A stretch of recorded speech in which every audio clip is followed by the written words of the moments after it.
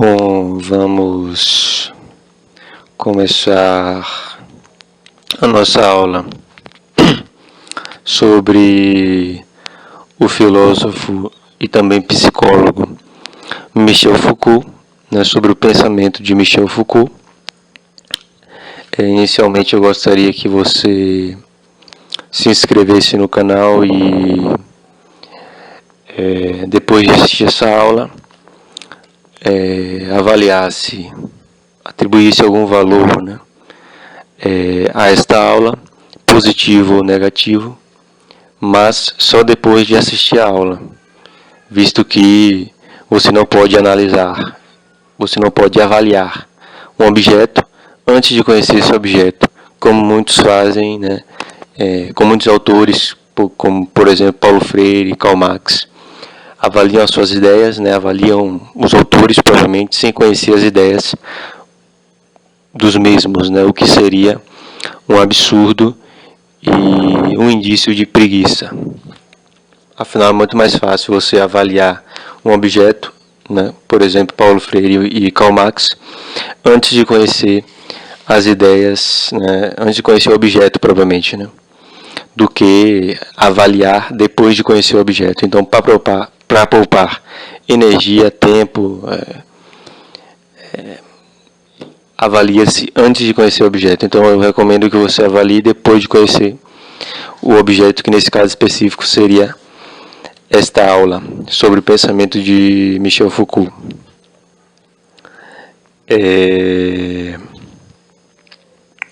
Bom,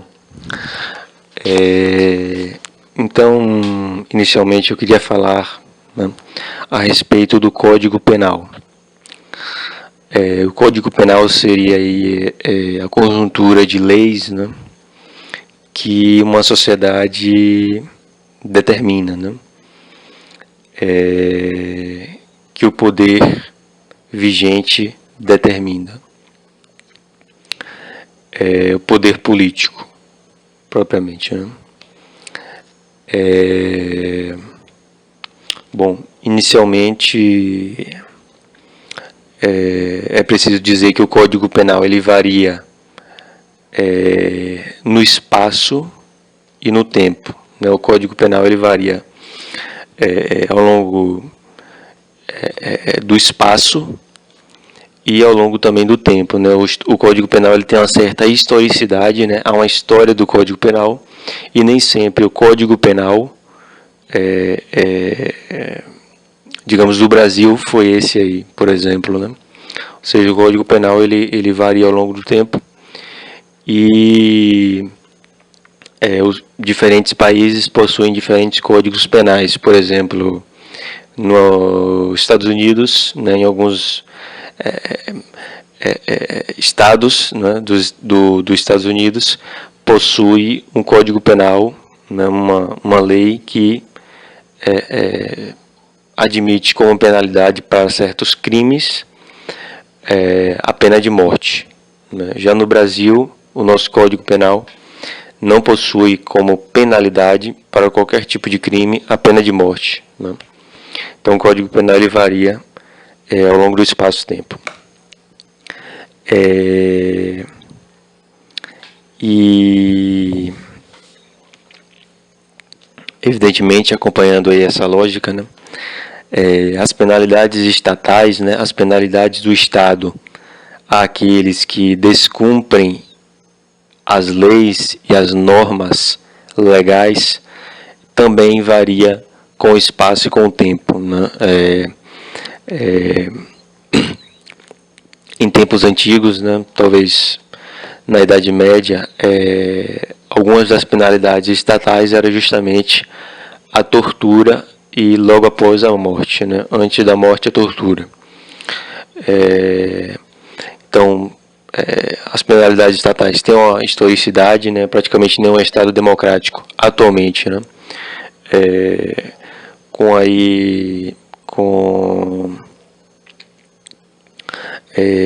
a ascensão da ideia de dignidade humana, né? Nenhum Estado democrático da contemporaneidade, né, admite como penalidade estatal a tortura, né? Recentemente tivemos aí a ditadura militar, que trouxe, digamos assim, uma certa lembrança da Idade Média, que estabelecia como penalidades estatais a quem descumprisse as leis estatais torturas, né? E há quem defenda a ditadura militar. Bom, então as penalidades estatais, elas variam ao longo do espaço e do tempo, né? Aliado aí ao Código, né, Penal, né, propriamente. Vale lembrar que o Código Penal, basicamente, ele teria ali, né, duas categorias interessantíssimas, digamos assim, marcantes, né, que seriam os códigos penais democráticos, onde se valoriza ali a dignidade humana, né, então, portanto, penalidades de tortura, raramente pena de morte, né, se vê nos códigos penais de estados democráticos contemporâneos, né. Em estados absolutistas antigos, né, de reis, soberanos, etc., os códigos penais tinham uma outra conjectura, né, onde se admitia muito mais pena de morte, tortura, esse tipo de penalidade que hoje não se admite, né? Então, eu acho que há essas duas conjecturas, essas duas grandes categorias de códigos penais, né? Códigos penais democráticos e códigos penais absolutistas, antigos, né? Em tempos de Idade Média, de tempos de absolutismos monárquicos, né?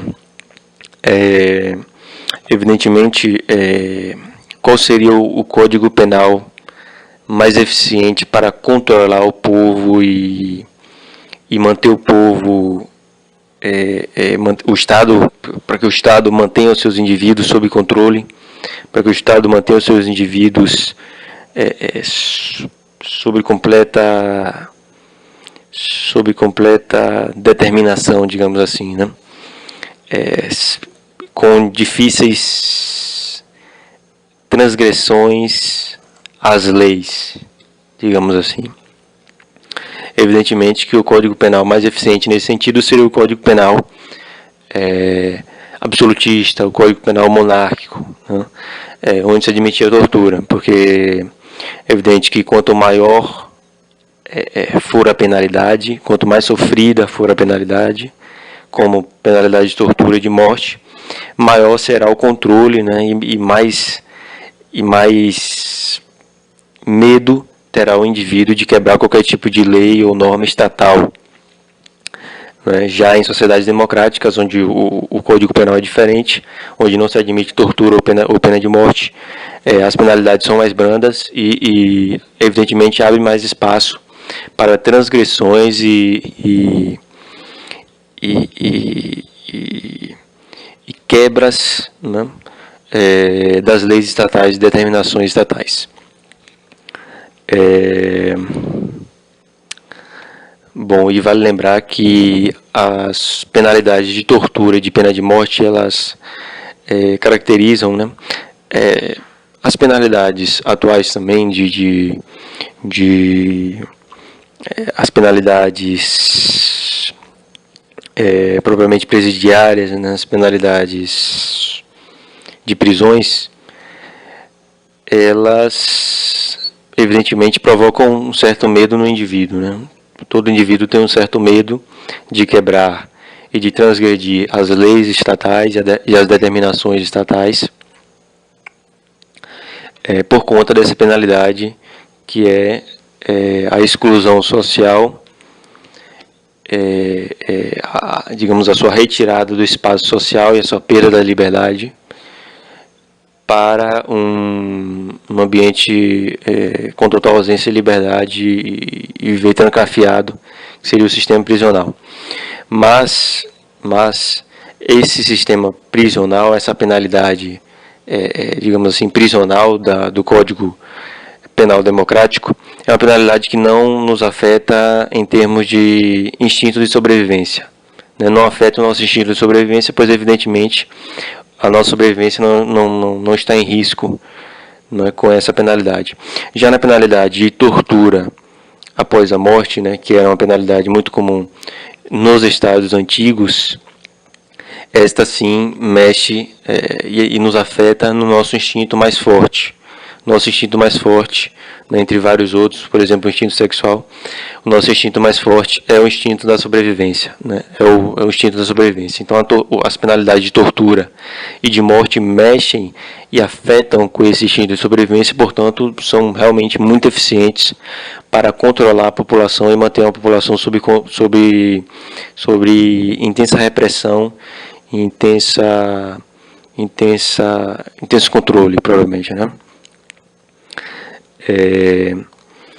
E aí se vê, né, nesses estados antigos verdadeiras tecnologias de tortura, verdadeiras técnicas de tortura, né? E evidentemente que quanto mais sofrimento, melhor para controlar a população, né? Quer dizer, se criava tecnologias de tortura, onde se buscava nessas criações muito mais sofrimento, né, até a chegada da morte propriamente, e que esse sofrimento ele seja prolongado, né, ele tem um certo intervalo de tempo, quanto maior, melhor, né, até a morte, que aí realmente você vai provocar um medo cada vez maior, né, à medida que se aumenta o sofrimento, né, à medida que se aumenta o intervalo de tempo do sofrimento anterior à morte, né, e à medida que se aumenta o grau de sofrimento, de modo que quanto mais medo, melhor, né, para o controle da população,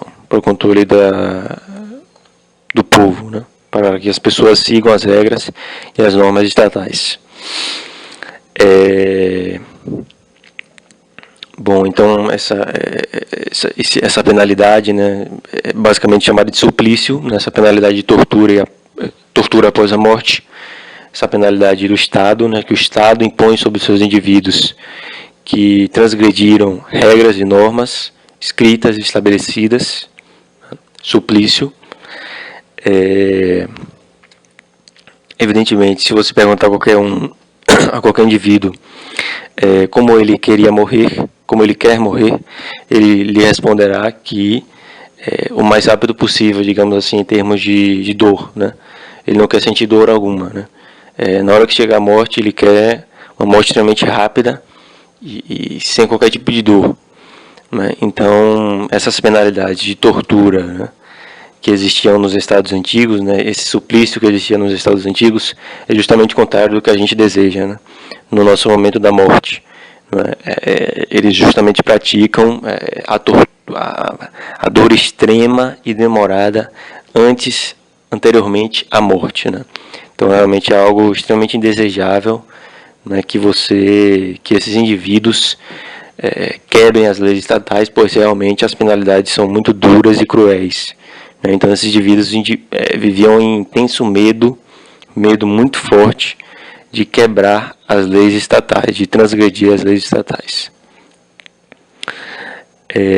Então, portanto, se formava ali uma sociedade bastante integrada e disciplinada em termos de respeito e cumprimento das leis e das normas estatais.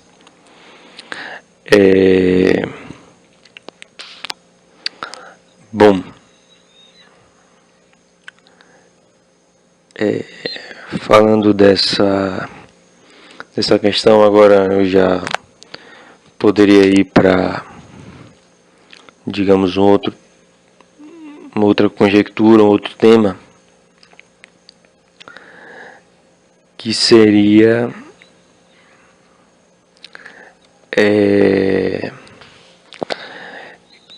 a análise que Foucault realiza a respeito de como o Estado realiza a sua dominação sobre os indivíduos, né?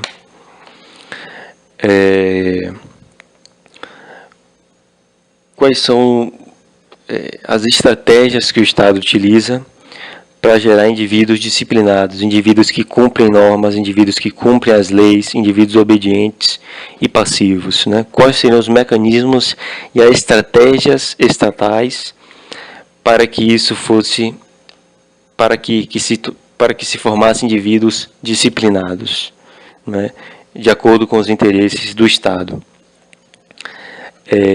E aí Foucault,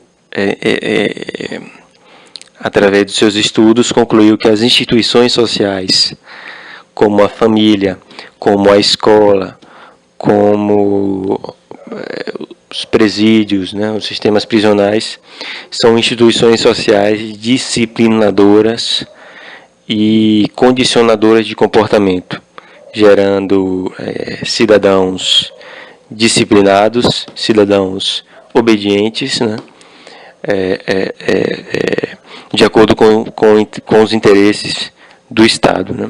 Então, o indivíduo disciplinado seria aquele indivíduo, né, que respeita as normas estatais, aquele indivíduo que é obediente, que não é resistente, né. Então, portanto, um indivíduo extremamente interessante ao Estado, né, ao poder estatal.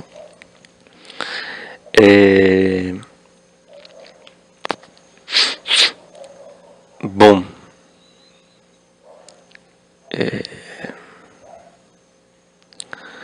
então,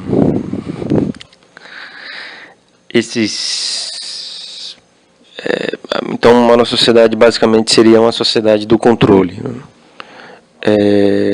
Desde quando nascemos, né, sempre fomos controlados, sempre em nossas relações sociais haviam relações de poder, onde nós aprendemos a obedecer, onde nós aprendemos que, inclusive guardamos isso em nossa memória, internalizamos tudo isso, que se desobedecermos às autoridades, né, no caso da família, no caso da escola, há uma série de penalidades, uma série de prejuízos para nós mesmos, de modo que a gente, depois de tanto sofrermos certas penalidades, acabamos nos docilizando, né, como diria Foucault, e nos tornando indivíduos disciplinados e obedientes, e que têm medo de desobedecer as normas e as regras.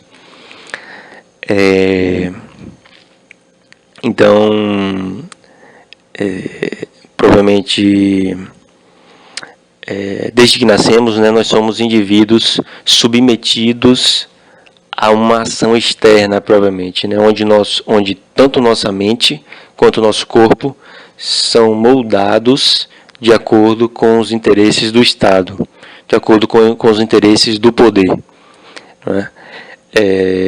No âmbito da mente, né, da nossa consciência moral, né, Freud diria o superego, né, que é essa consciência moral internalizada ao longo da nossa trajetória existencial, nas relações sociais, dentro das instituições sociais.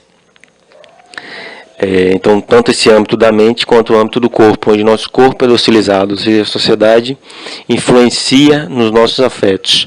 O medo é algo natural, o medo é um afeto natural, mas ele é influenciado pelo meio social. Então, nós aprendemos a ter medo de quebrar normas, de quebrar regras, de quebrar leis, através das nossas relações sociais, através das penalizações, né, ao longo da nossa trajetória existencial. Então, o nosso corpo, provavelmente, é condicionado, né, e moldado ao longo da nossa trajetória existencial, assim como a nossa mente, né, ao longo da nossa trajetória de relações sociais, dentro das instituições sociais que praticamente ninguém escapa, né, que é família, escola, principalmente as instituições educacionais, nas sociedades modernas praticamente ninguém escapa. Então, o medo, né, provavelmente, ele seria um afeto moldado pelas instituições sociais, né, de forma que nos tornemos cidadãos disciplinados e nosso corpo ele acaba se docilizando ao longo da nossa trajetória essencial. Então, estas instituições sociais, né, por exemplo, a família e a escola, essas instituições, a família seria a nossa primeira instância de socialização, né, de convivência na vida social, no mundo social. e a escola também seria um espaço de socialização e convivência desse indivíduo pequeno, né? Desse indivíduo que ainda não tem muitas informações, desse indivíduo ainda que está chegando ainda na nossa sociedade, está se adaptando ainda, né? Então teríamos essas duas instituições sociais marcantes aí na nossa socialização, que é a primeira, a família, e a segunda, a escola. E em ambas essas instituições há uma relação de poder e há relações de dominação. Né? No caso da família, dominantes seriam os pais e dominados seriam os filhos. Né? Há uma relação de poder entre os pais e os filhos. Os pais, eles detêm um certo poder de influenciar tanto a mente, né? Tanto a mente quanto o corpo dos filhos, propriamente. Né? Então nós somos influenciados dessa forma na instituição familiar. E dentro da instituição familiar funciona o poder basicamente da seguinte forma: na forma de vigilância e punição. Né? Na forma de vigilância e punição. Verdadeiros mecanismos de controle, né? Digamos assim, relações de poder com ameaça de punição, se você não acatar as ordens das autoridades dos dominantes. Então, na família, se o filho ele não acatar as ordens dos pais, né, que seriam os dominantes, que seriam, né, aqueles que detêm o poder naquela relação social, ele vai ser penalizado. Então há sempre uma ameaça, seja qual tipo de pena for, né? Talvez uma penalização até verbal ou física, etc. Então há um certo mecanismo de controle, né, nessas instituições sociais, tanto na família quanto na escola, com uma ameaça de punição. Né? Há uma relação de poder com a ameaça de punição, tanto na família quanto na escola. Na escola, a autoridade, né? Na escola também há essa relação de poder, também há essa relação de dominação. Os dominantes, nesse âmbito da relação social na instituição escolar, seriam os professores, os dominados seriam os alunos, né? Onde os professores deteriam o poder e os alunos seriam subjugados, né? Propriamente desse poder. E é uma relação de poder, né, com ameaça de punição, né, uma série de tipos de punições. Essas punições variam, né, ao longo da história, né, tanto nas instituições escolares quanto nas instituições familiares. Né. Então,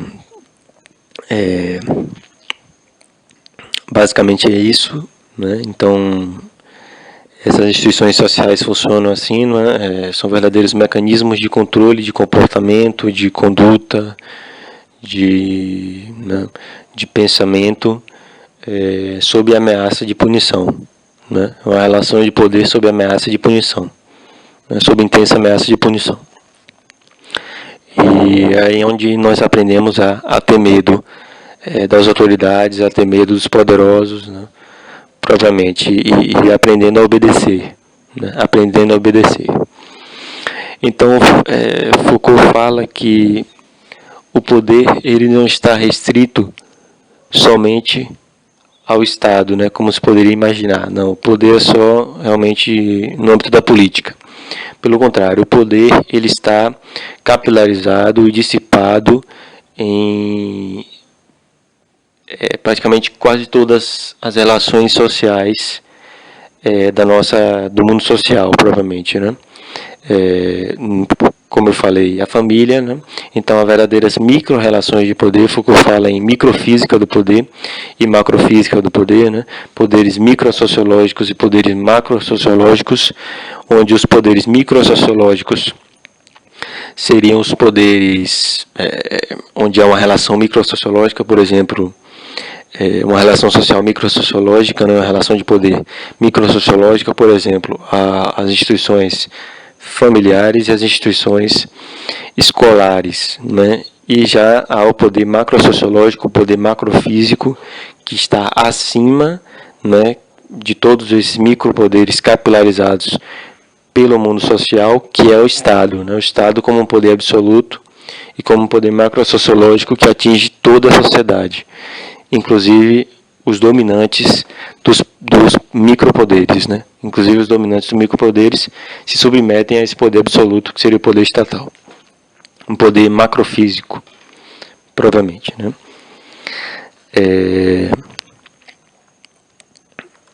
Bom,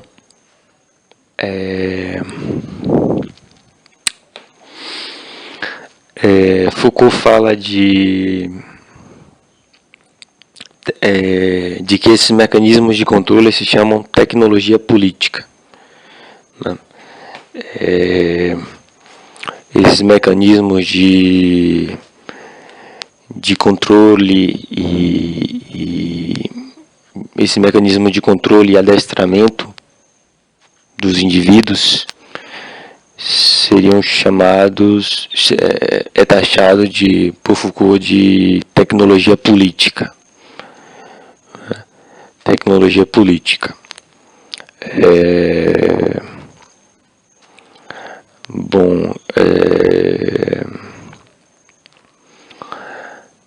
Então, nesses micropoderes, né, nessa microfísica do poder que está capilarizada por todo o mundo social, né, por todas as relações sociais, nas instituições, há uma hierarquia, né, uma hierarquia de poderes, há uma desigualdade de poderes, provavelmente, né? E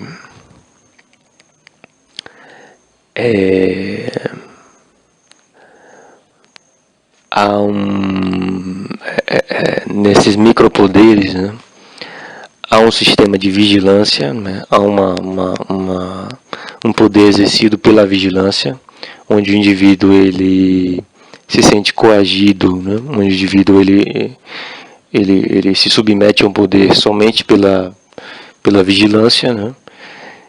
E tanto na escola quanto na família. Então o indivíduo ele começa a internalizar essa questão da vigilância, mas se submeter a esse poder sutil, que é o poder da vigilância, né, que por fato de você ser observado, você acaba agindo de uma determinada maneira e não de outra, né?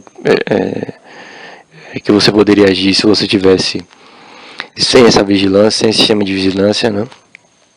Na escola isso é muito visível, né? Provas, etc. E há um verdadeiro, ao longo dessa nossa trajetória de socialização, né?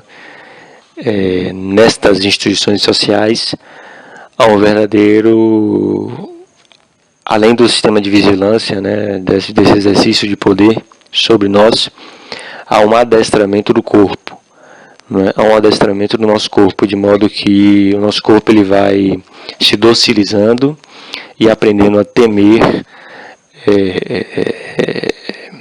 a desobediência, né? Temer as penalidades sociais, né? Então o nosso corpo ele vai se adestrando ao longo dessa nossa trajetória social, dentro dessas instituições sociais que, pelo menos a família, quase todo mundo passa. Então, esse sistema de vigilância são poderes sutis, né? São poderes sutis, né? Tanto na instituição familiar quanto na instituição escolar. Como eu falei anteriormente, né? Há um verdadeiro sistema de adestramento, tanto do corpo quanto da mente, né? A nossa mente é adestrada de acordo com os interesses do Estado, e o nosso corpo também sofre um adestramento, né? Ele é docilizado, provavelmente, né? De modo que nossos afetos são influenciados por essas relações de poder. por esse sistema, por essas relações de poder com ameaça de punição. Ao longo da nossa trajetória essencial, certamente sofremos inúmeras punições, né? De modo que o nosso corpo ele foi acabando ali se adestrando e se docilizando, né? De maneira bem eficiente, né?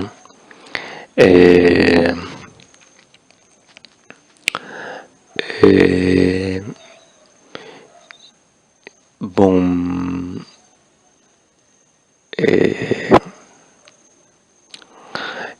Foucault chama essas instituições sociais, né, a família, a escola e o sistema prisional de instituições de sequestro. Basicamente, o que seriam essas instituições de sequestro? Seriam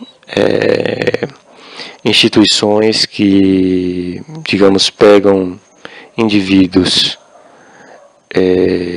indisciplinados que não foram adestrados eficientemente, né, ou que não foram adestrados eficientemente ao longo da sua trajetória nas instituições sociais, que é o caso do sistema prisional, ou que simplesmente ainda não passaram por esse sistema de adestramento do corpo e da mente. Por exemplo, uma criança que está nascendo ali na família.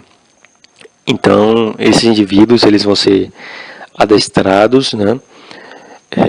No caso da criança que nasce na família, ela vai ser adestrada no âmbito do corpo e da mente, digamos assim, sequestrando esse indivíduo de um certo espaço social, para que eles sejam adestrados tanto no corpo quanto na mente.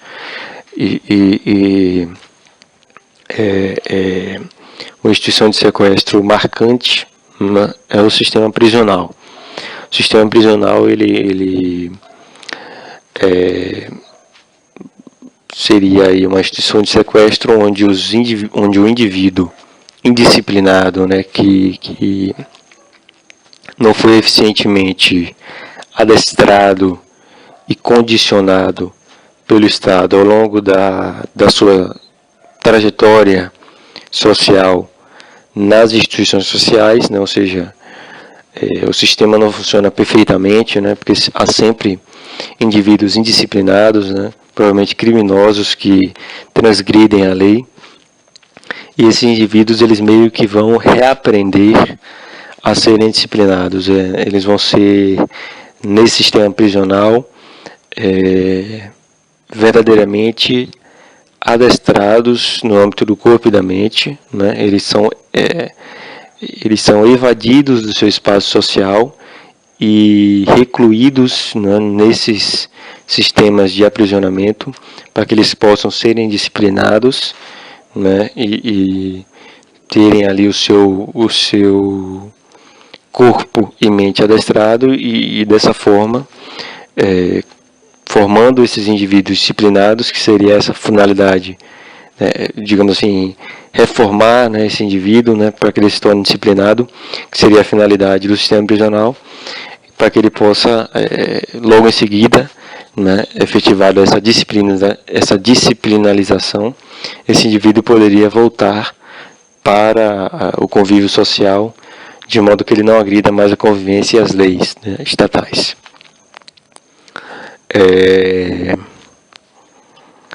Bom, então a disciplina para Michel Foucault seria justamente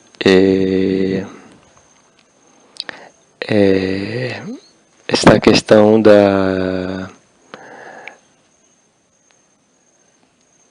essa questão da disciplinalização, né, em Foucault seria ao longo da nossa trajetória existencial há sempre essa disciplinarização, né, de modo que os comportamentos inadequados são corrigidos, né, e eliminados, né? Essa que é a ideia.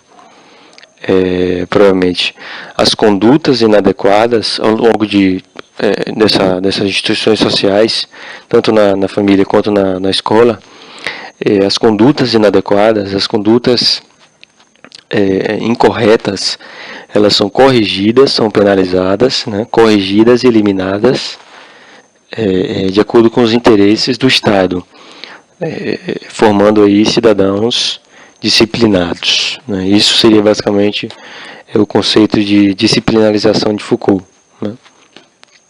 Então, ao longo de toda a nossa trajetória, há uma intensa correção de condutas inadequadas, tanto na família quanto na escola, né?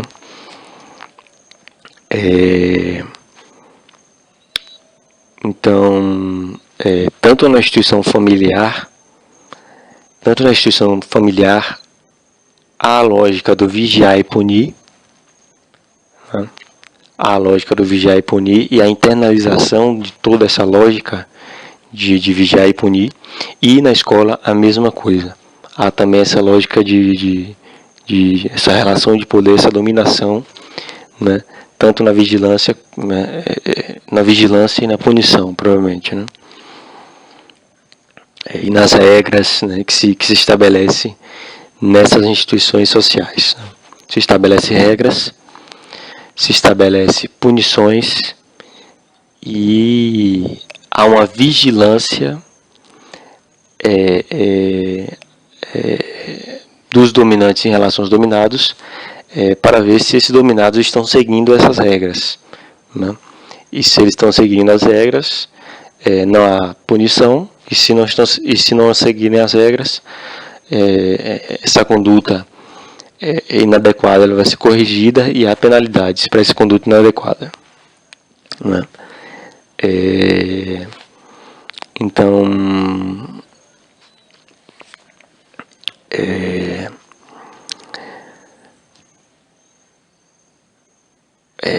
Foucault ele fala que há tanto uma dominação, provavelmente falando de poder, quanto a dominação de saberes, né? Isso passa bastante despercebido. Nós somos dominados, digamos, há uma verdadeira dominação no aspecto, no campo dos saberes, né? Fora de um campo de poder, realmente, né? Há uma dominação no campo dos saberes, de modo que psicólogos influenciam as condutas, os pensamentos ou seja, detentores do saber influenciam as condutas e os pensamentos daqueles que não detêm o poder, ou seja, dos clientes, né, das pessoas que precisam da cura de alguma doença mental. Elas acabam se submetendo, né, ao poder destes que detêm, digamos, os saberes para a cura dessa doença, para a cura desse mal, né? E aí isso se estende isso é só um exemplo, né? Isso se estende a vários campos de saberes, onde há uma verdadeira dominação, né? Onde aquele que detém o poder seria o dono do saber,